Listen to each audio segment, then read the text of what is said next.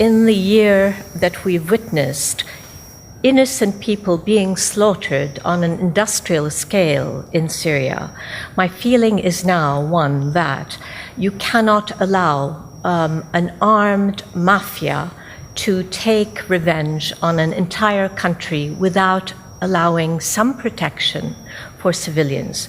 Now, what that kind of protection might take is something that we have all as Syrians debated very painfully.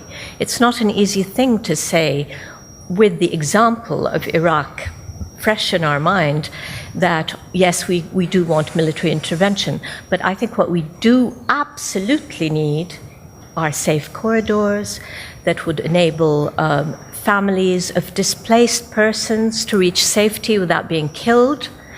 We would need safe corridors for defectors. The reason we don't have the kind of defection on a large scale from the army is because the price of defection is intolerably high. And it's not just the people who defect who are shot, but their entire families. But when people hear a phrase like safe corridors, they think, who could be against safe corridors? That sounds wonderful. But to do that, to enforce it, will mean heavy-duty you would need air cover force. For that. And that, what Nadim Nasser and others are not in the room now warn, is that will mean a huge unleashing of a kind of bloodbath.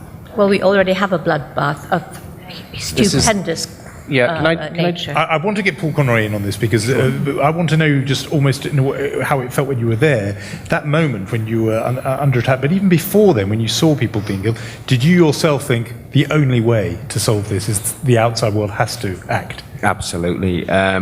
It's one thing, I guess, seeing it from a distance, to be involved in it, to watch people dying for a piece of bread, the risks people were taking just to feed themselves. There is no option. You know, they are a well-trained army, but it was actually pointed out to me by many military defectors, high-level military defectors, that the Syrian army is a big, powerful army. It's also not an army that is actually trained to fight wars with other armies. It's an army based around civil suppression of civilians. So when it comes to taking out, as would be the case, if we're to create safe corridors and safe havens, they're not such big guys when it comes to that. They're very good at surrounding civilians and killing them. In other words, what the kind of remedies that Michael Weiss is advocating, you're saying the price wouldn't be so unbearably high? Absolutely. I think that, you know, we overestimate the scale and the size of the Syrian capability to fight back when it is an army and not a civilian population.